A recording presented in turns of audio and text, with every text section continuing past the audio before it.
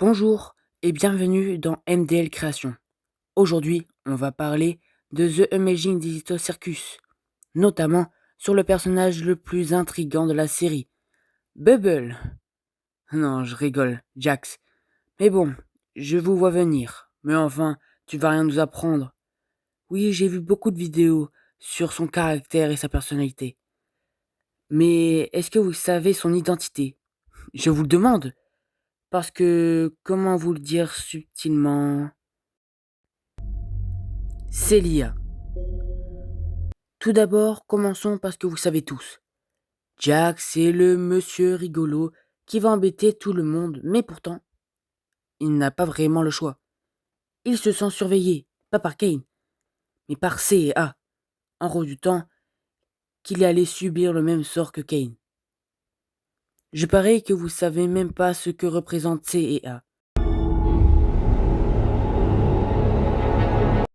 C est l'initiale de Kane, et A est l'initiale d'Abel. Abel, le gars mystérieux dans l'épisode 7. Mais bon, ce n'était qu'une aventure. Mais qui savait cela? Jax. Il ne voulait pas le dire, mais il a prévenu les autres que c'était faux. D'ailleurs, plus tard, il aura des images, des visions tout droit venues de ses souvenirs, aussi glauques que celles de Kane. Coïncidence? Mais bon, cela veut dire que si Kane est une IA, alors Abel aussi. Et qui inspire le bleu? Jax. Ok, là ça part un peu trop loin. Mais attendez, j'ai une question. Vous savez pourquoi Jax harcèle Gengel? Gengel inspire Kane, couleur rouge, et son physique est plus ou moins abstrait, comme le cirque. Alors que Jax représente une image parfaite d'un lapin. Cela vient sûrement des images qu'Abel a reçues lors de son test. C'est pourquoi, quand Jax voit Gengel, puisque Kane l'a mangé, il invente chaque vengeance sur elle. C'est aussi une manière de rentrer dans le jeu de Kane. Quand Jax s'abstiendra de harceler Gengel, c'est après l'épisode 5. Déjà, à l'épisode 4, il se contente de respecter Gengel, et même de se renseigner sur la vie des humains, en tentant, à l'épisode 5, d'essayer des aventures sur Terre, mais toujours avec autant d'action.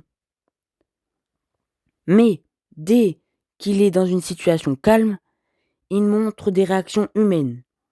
D'ailleurs, il expliqua qu'il aime pas trop Agatha parce qu'elle dit tout le temps des trucs positifs. Mais c'est surtout parce qu'elle dit des choses positives sur Kane et ses aventures. Kane, son pire ennemi. Il fera aussi le reproche à l'épisode 8. L'épisode 6, pour ma part, est le meilleur épisode concernant Jax. On est dans une aventure remplie de violence, et pourtant, ça va être le plus déstabilisant. Jax, au départ, réussira à débaucher Pomni en disant qu'ils sont tous des archétypes, des simples personnages.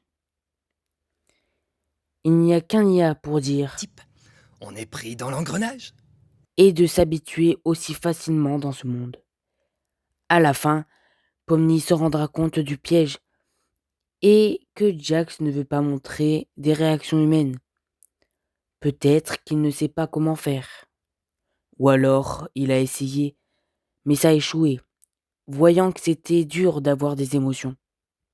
Si à l'épisode 7, Jax a appuyé sur le bouton rouge, c'est parce qu'il ne peut pas sortir du système, et il serait seul à tout jamais. Jack se rendra compte qu'à l'épisode 8 que l'entreprise C et A a disparu. Et il part se réfugier directement en sentant qu'il peut être effacé du système comme Kane, par Kinger.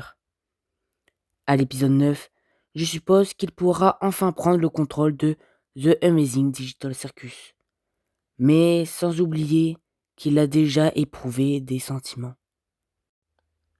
Dites-moi dans les commentaires de ce que vous pensez de cette théorie et merci d'avoir regardé.